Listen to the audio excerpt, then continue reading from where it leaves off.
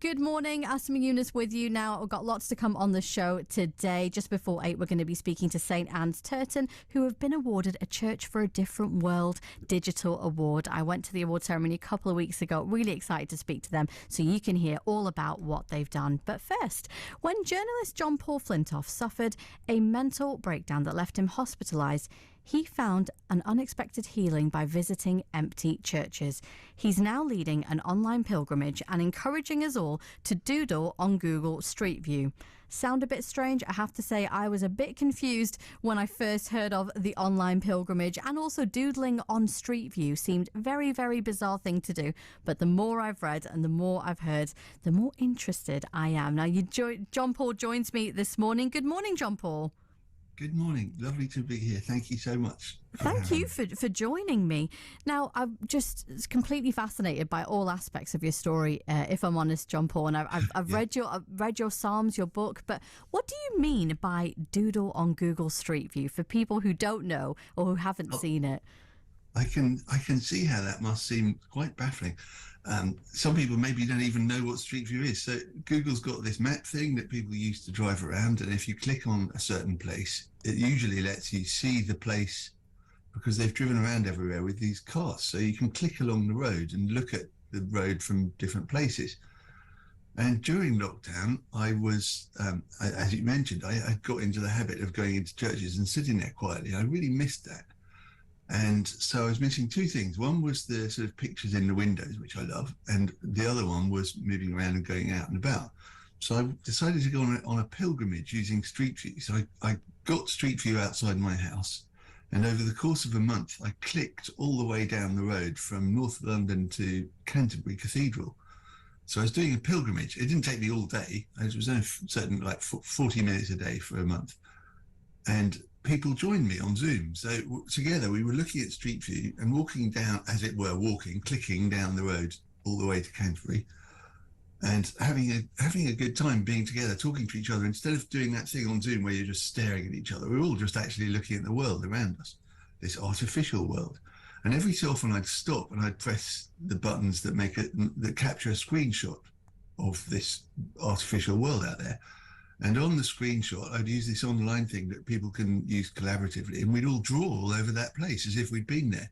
And so we'd draw our own bodies in there. We'd draw pictures I'd draw them and they'd draw me. And it was a funny way of sort of making ourselves be in this place that we weren't really in.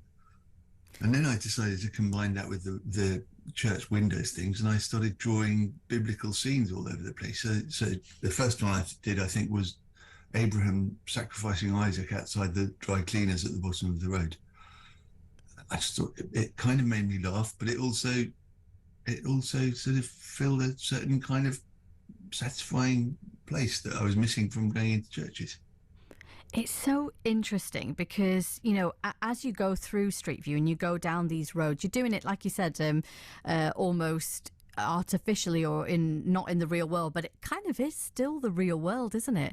Was that really strange to be sort of immersed in somewhere, even though you're kind of at home, but looking down a street, or, you know, maybe seeing things that had changed? Or I remember reading something about, I think it was actually in your in one of your Psalms, which is that it could be winter outside, but the Google Street View picture is like summer.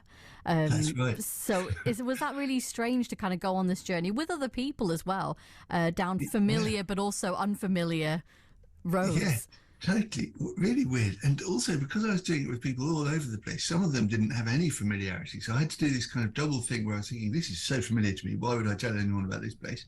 But someone in America doesn't have a clue what lots of the London street furniture is or anything. So there's this kind of seeing it all with new eyes that way, because I was doing it with other people. And yeah, I mean, the buildings behind my house that were on Street View at that time had been knocked down, so they weren't there anymore. And then there was that thing. I'm so glad you read that bit about the seasons changing. So you walk just a bit up the road and then the leaves are in and then they're out again. And there was one place in Windsor that really confused me because it was nighttime suddenly, and then you click about 200 meters down the road and you're back in the daytime.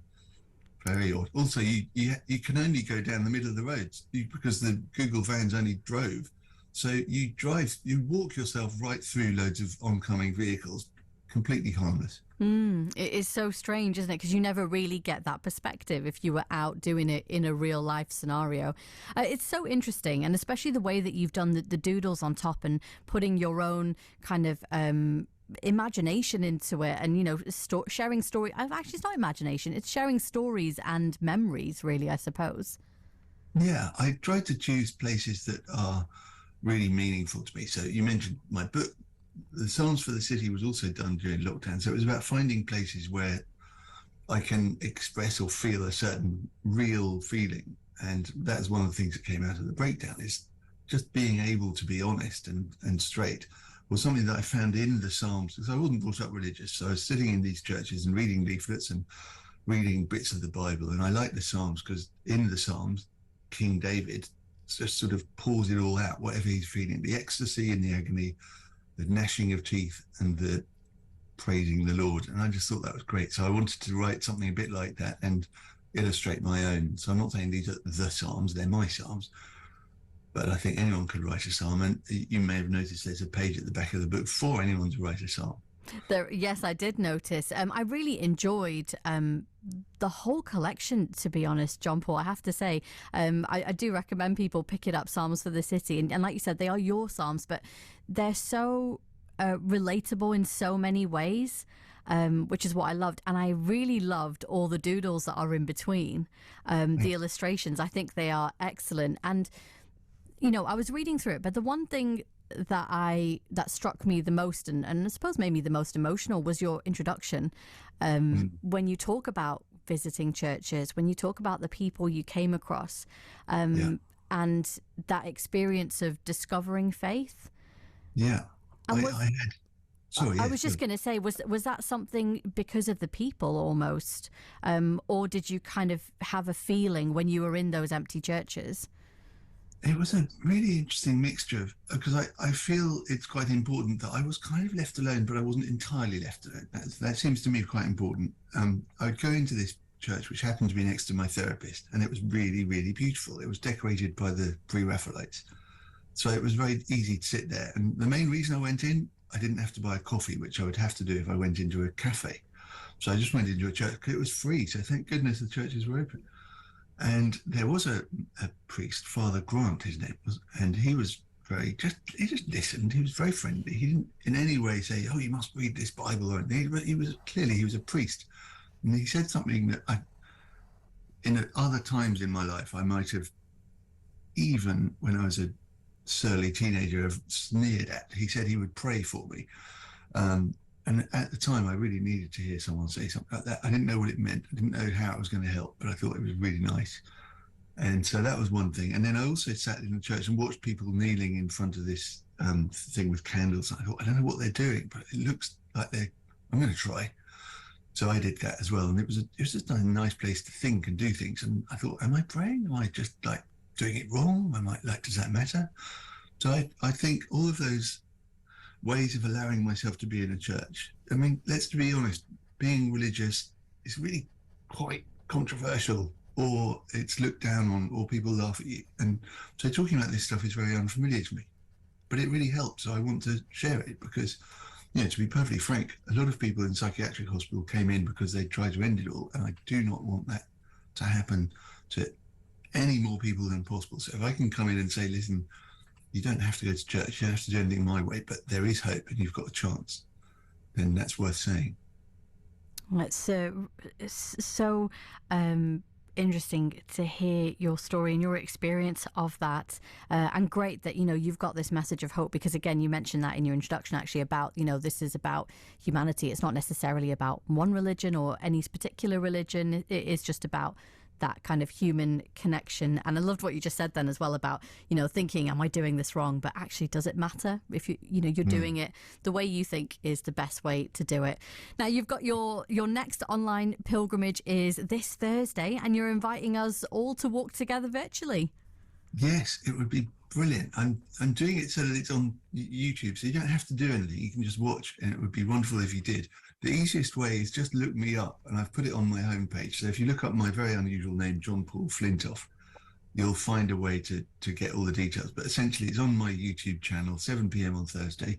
I hope you'll join me as we do a little pilgrimage, take a screenshot, and then collaboratively draw on that screenshot a scene from some part of the Bible yet to be announced. I'm not sure what it's going to be yet. Oh, interesting. A nice surprise then for anyone who does want to join in. John Paul, it's been a real pleasure speaking with you this morning. Thank you for joining me. Thank you so much. And thanks, Manchester, for looking after my daughter who's a student there. Ah, that's really nice. Do you come up to see her much, or has she kind of said, no, I'll come see you instead? Well, a bit of both, but she's only just started this term, so it's too early to tell. Oh, well, hopefully she's enjoying it. It's a great city. It's a very great city for students, actually. I'm sure she'll be busy getting ready for Halloween, as most students seem to be, judging by my area. Thank you, John Paul. Have a lovely Sunday. And you. That was John Paul Flintoff there. His virtual pilgrimage is going to take place on the 3rd of November. It's this Thursday at 7 p.m. You can access the link on YouTube. Oh, such a lovely, lovely man. I highly recommend reading Psalms for the City as well. I really, really enjoyed it. It's just a very nice kind of reflective work that you can sit back and read any time of the day, really. I enjoyed it. I read half of it in the morning earlier this week, and then half of it in the evening, and it was just a nice kind of reset mode for me. So I do recommend it. It is 21 minutes past 7, so let's take a look at the latest travel on the roads. The road is closed and